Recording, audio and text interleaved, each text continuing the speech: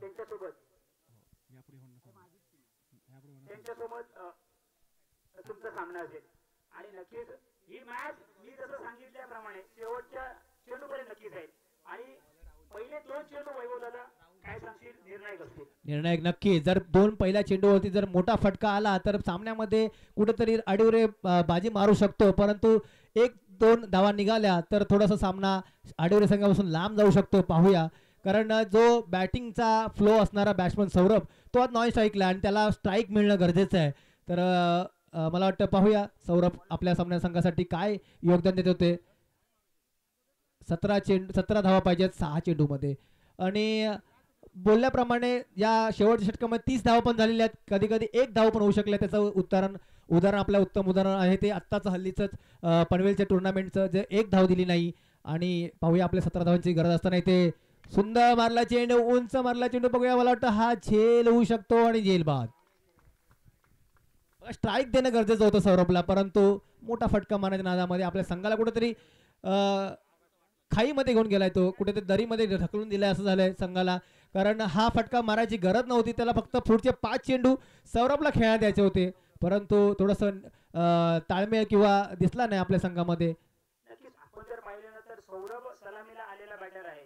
नक्कीच मी जसं सांगितल्याप्रमाणे तो 12 चेंडू जर खेळला किंवा 6 चेंडू खेळला तर तो नक्कीच मोठे फटके मारू शकतो. परंतु त्याने कुठेतरी मागच्या चेंडूवरती चुकी केली, परंतु चेंडू डिक्लेरेशन झोन मध्ये गेला. बरोबर, तो स्ट्राईक मिळू शकली नाहीये. परंतु पहिल्या चेंडूवरती कुठेतरी दमखम दाखवला पाहिजे होता, प्रामाणिकपणा दाखवला पाहिजे होता, परंतु असं काही होताना दिसत नाहीये. पहिल्या चेंडूवरती विकेटचं पतन होतोय. न्यू बॅटर कसा खेळ करतोय. 5 चेंडू 17 धावा, 17 धावा 5 चेंडू. राजापूर चॅम्पियन ट्रॉफी 2025 पर्व 7वे. तुम्हाला सर्वांचा लाडका खेळ म्हणजे क्रिकेट, ज्या खेळाने आपल्याला तुम्हाला सर्वांना वेळ लावलं. नक्कीच आणि एक चांगली मॅच तुम्हाला सर्वांच्या साक्षीला. बघा काय फटका सजवलाय, काय फटका सजवलाय नरेंद्र. बघा काय ऑफ कट जो म्हणजे डोक्यावरून जो मला पॉईंटच्या डोक्यावरून मारून मला वाटतं साईडनं बॉल गेलाय पॉईंटच्या, आणि जो खणखणीत चौकार मारलाय आणि या चौकाराने नक्कीच सामन्याचा पारडं इथे फिरलेलं दिसतंय. कारण कुठेतरी हा फटका येणं गरजेचं होतं, परंतु स्ट्राईक अजूनही सौरभला मिळणं गरजेचं आहे. कारण त्याच्याकडे थोडा एक्सपिरियन्स आहे आणि त्याच्याकडे ती बॅट लागलेली आहे, म्हणजे त्याचा जो फ्लो आहे बॅटचा खेळायचा तो नक्कीच सौरभकडे आहे. परंतु आलेला नवीन बॅटर ही काही कमी नाही, त्यांनी पहिल्या चेंडूत आपले इरादे स्पष्ट केलेत. काय बोलशील याचे फटक्याबद्दल. नक्कीच आले इरादे स्पष्ट केलेत, परंतु कुठेतरी नॉन स्ट्राईकला जर पाहिलं तरी मोठा बॅटर आहे, परंतु स्वतःमध्ये माझ्यामध्ये देखील मॅच जिंकवण्याची दमखम आहे. मी सुद्धा माझ्या गावासाठी माझ्या गावाचं टी शर्ट परिधान करून काम खेळतोय.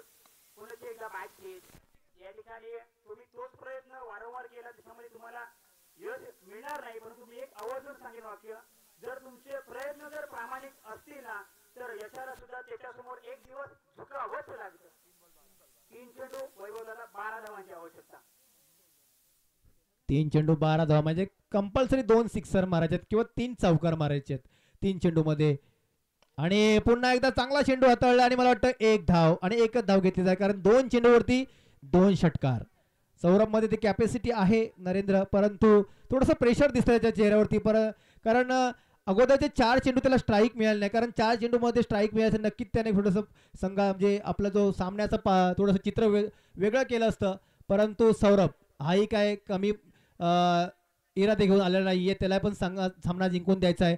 आणि नरेंद्र या 2 चेंडूवरती 2 षटकार येतील काय. नक्कीच काय मॅच पाहायला भेटेल. मी सांगितलं सुरुवातीला की दोन्ही संघ शेवटपर्यंत हार मानणार नाहीये, असे खेळाडू त्यांच्यामध्ये आहेत. 2 चेंडू 12 धावा 12 धावा 2 चेंडू माफ करा 11. या ठिकाणी वैभवला काय करते बघा, अवांतर धाव. मागच्या 2 चेंडूवरती 2 षटकार पाहिले होते, एक धाव कमी झाली म्हणजे एक चौकार आणि एक षटकार. क्षमता आहे मोठे फटके मारण्याचे, काय सांगते. नक्कीच क्षमता तर आहे, परंतु गोलंदाजी तेवढा टिचून गोलंदाजी करतो. त्यांनी जी लेंथ पकडली आहे तिथून षटकार मारणं तेवढंसं अवघड आहे बॅट्समनला. परंतु बघा मॅच करो या मरोची असल्यामुळे षटकार मारणं कंपल्सरी गरजेचं आहे आणि बॉलरही तितका तगडा आहे. पाहूया कोण आपली लढत जिंकणार. फुलटा चेंडूचा फायदा उचलला आणि षटकार. मला वाटतं षटकार. बघा काय चेंडू सजवलाय, काय फटका मारलाय, काय बोल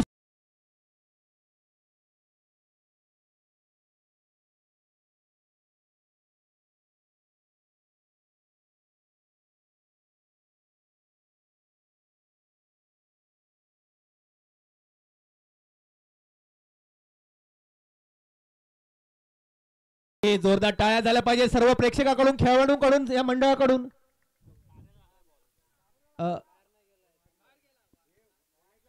एक मिनिट, पंचाने आपला निर्णय सांगायचा आहे. षटकार आहे. मंडळ निर्णय आपला काय आहे नक्कीच पंचांनी जरा डिस्कस करायचं मंडळाकडे जरा थोडंसं, कारण हा सामना थोडासा ह्याचा आहे. फक्त पंच आणि फक्त मंडळाचे अध्यक्ष किंवा रवी पळसमकर निलेश धुमाळ यांनी जरा इकडे द्यायचं. कालचा जर नियम असेल तो त्यांना सांगायचा आहे आणि पटकन डिक्लेअर करायचा आहे, वेळ नाही घालवायचा आहे कारण सामना रंगलेला आहे. जो निर्णय असेल तो स्पष्ट सांगायचा पटकन. हां तीच कन्फर्म करा जरा.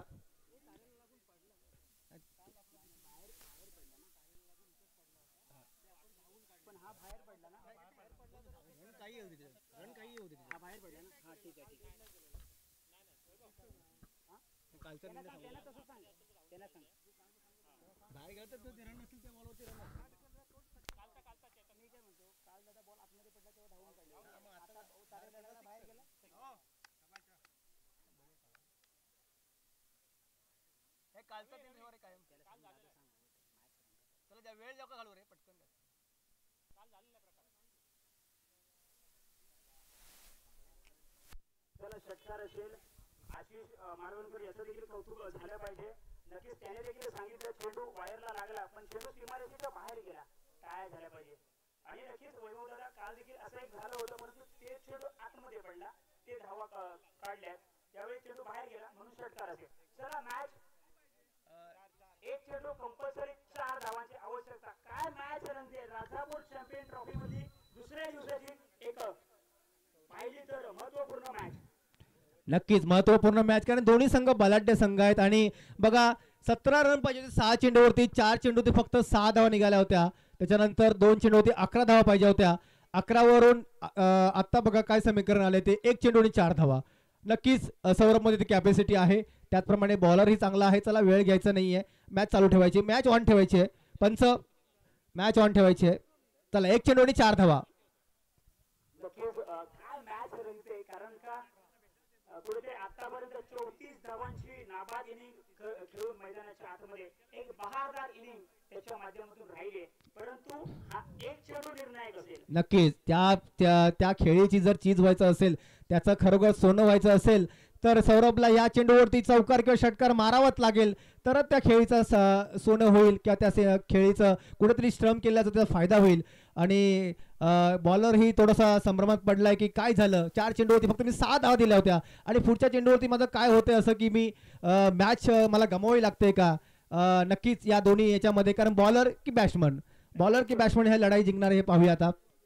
नक्कीच वैभव दादा सुरुवात तर त्याने चांगली केली, मधल्या काळामध्ये देखील चांगली बॅटिंग राहिली, परंतु शेवटचा एक चेंडू तुम्ही सुरुवात कशी करताय याला महत्व नाही आहे मॅचच्या आतमध्ये, तुम्ही शेवट कसा करताय हे महत्वाचं आहे. चला थोडासा विलंब होतोय मित्रांनो. चला शेवटचा चेंडू, एक मिनिट.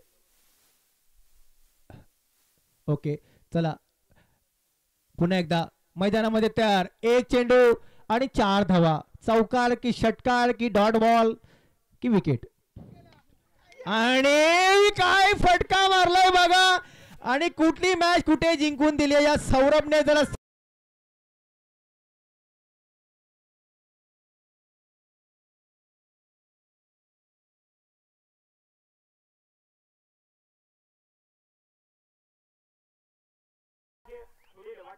आमच्याकडून देखील शुभेच्छा असतील. मी देखील थोड्या वेळापुरती तुम्हा सर्वांची रजा घेतोय. धन्यवाद.